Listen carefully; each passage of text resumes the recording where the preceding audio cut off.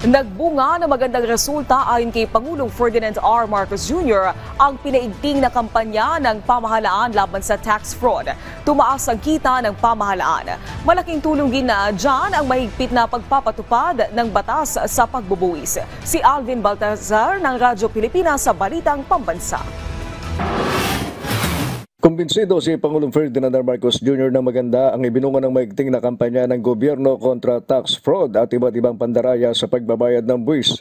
Ayon sa punong ekotibo, sa pamamagitan ng masigasig na kampanya laban sa nais makalusot sa pagbabayad ng buwis sa mga tiwali, mas tumaas pa niya ang nakolektang kita ng pamahalaan, tulad na lamang ng Run After Fake Transactions campaign na kung saan ay sinampahan ng kaso ang mga ghost sellers at buyers na nauwi sa pagkakakolekta ng 4.3 billion pesos na higit na mataas sa 600 million pesos noong 2023. Umabot naman sa kabilang banda sa 110 milyong piso ang nakolekta mula sa ginawang crackdown ng gobyerno laban sa ipinagbabawal na kalakalan ng sigarilyo at vape.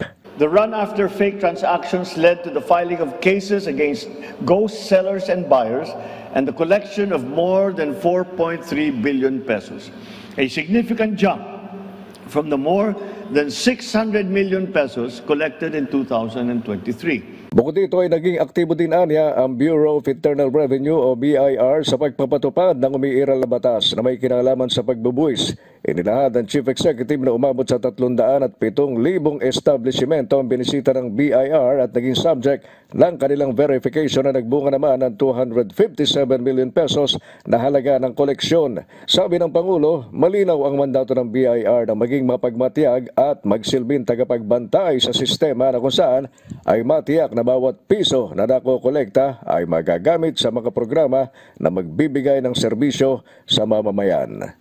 To the BRR, your mandate is clear. Be watchful.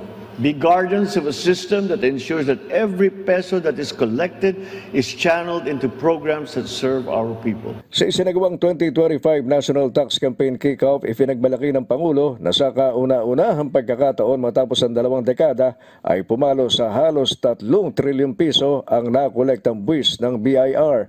Ay sa Chief Executive, malaki ang papel ng mga nakolektang buwis ng BIR para maisakatuparan ang ilang mahalagang proyekto ng administrasyon. Para sa Balitang Pambansa, Alvin Baltazar ng Radyo Pilipinas.